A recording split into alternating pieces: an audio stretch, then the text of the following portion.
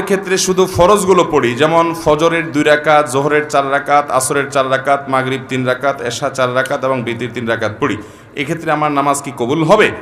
দেখুন, শুধু ফরজ পড়েন এই ভাই, সুন্নত পড়েন না, নামাজ হবে কিনা? উত্তর হলো, শুধু ফরজ পড়লে ওয়াক্তের দায়িত্বটা আদায় হবে। জোহরের ফরজটা পড়লেন, জোহরের ওয়াক্তের দায়িত্ব আদায় হলো, কিন্তু এটা পরিপূর্ণভাবে হলো না, ত্রুটি থেকে গেল। আপনি তরকারি খাইতে চাইলেন, তাহলে আপনার তরকারি খাইতে হলে সবজি লাগবে কাঁচা, পানি লাগবে, তেল লাগবে, পেঁয়াজ লাগবে, মরিচ লাগবে, লবণ লাগবে, ইত্যাদি ইত্যাদি লাগবে। এখন আপনি পানির মধ্যে কাঁচা সবজি সিদ্ধ করে রান্না করে নিয়ে আসলেন, লবণ, তেল, হলুদ কিছুই দিলেন না, তাহলে এটাকেও সবজি বলা যায়, কিন্তু এই সবজি কেউ খাবে না, আপনিও খাবেন না, ঠিক না বেঠিক? 5 ওয়াক্ত ফরজ নামাজ এটা পূর্ণতা পাওয়ার জন্য এর আগে পরে যে সুন্নত নামাজগুলো আছে সেগুলো হলো এরকম।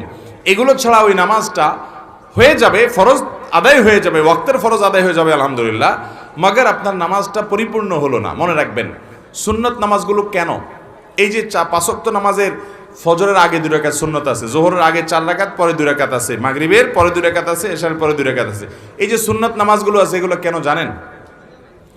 এগুলোর অন্যতম উদ্দেশ্য হলো যাতে করে মূল নামাজটা আমাদের সুন্দরভাবে হয়, তার জন্য প্রস্তুতি। আগেরগুলো হলো প্রস্তুতিমূলক আর পরেরগুলো হলো পরিপূরক। সুন্নত আগেরগুলা প্রস্তুতিমূলক, পরেরগুলাকে বলতে পারেন পরিপূরক, আর সবগুলাকেই অন্য অর্থে পরিপূরক বলতে পারেন। পরিপূরক মানে কি? ধরুন, আপনি কোনো একটা সরকারি অফিসে খুব গুরুত্বপূর্ণ একটা কাজে যাচ্ছেন, এনআইডি কার্ডের ফটোকপি লাগবে, জন্ম নিবন্ধনের ফটোকপি লাগবে, খুব জরুরি একটা কাজ, আপনার বিদেশ যাওয়ার মতো ব্যাপার, ভিসার মতো ব্যাপার। আপনি ফটোকপি নিয়ে যখন যাবেন, ফটোকপি সাধারণত এনআইডি কার্ডের ফটোকপি যদি একটা লাগে, আপনি কয়টা নিয়ে যাবেন? একটাই নিবেন না 2-4টা নিবেন? বুদ্ধিমান মানুষ হলে 2-4টা সাথে নিয়ে যাবে। কেন? একটা যদি হারায় যায়, কোনো কারণে মিস হয়ে যায়, যাতে করে আমার কাজটা হয়ে যায়, হাতে রাখবে, এটা সে নিয়ে যাবে। ঠিক একইভাবে ভাইরা আমার, আপনি যখন 5 ওয়াক্ত নামাজের ফরজ নামাজ পড়বেন, কিয়ামতের ময়দানে যাবেন, আল্লাহ তাআলার কাছে দেখা গেল কোন একটা নামাজে ভেজাল ধরা পড়ছে, বাতিল হয়ে গেছে, তখন ওই সুন্নত বা নফল, অতিরিক্ত নফল নামাজ যে পড়বেন, এগুলো দিয়ে আল্লাহ তাআলা ফরজের ঘাটতি পূরণ করবেন। সেই সাথে আপনি আগে যখন সুন্নত পড়বেন, তখন মূল ফরজটা পড়তে আপনার সুবিধা হবে, মনোযোগ থাকবে। নবী করিম সাল্লাল্লাহু আলাইহি সাল্লাম ফরজ নামাজের আগে পরে সুন্নত নামাজগুলো কখনো ছাড়তেন না, নিয়মিত পড়তেন। আপনি কিভাবে নিয়মিত ছাড়েন?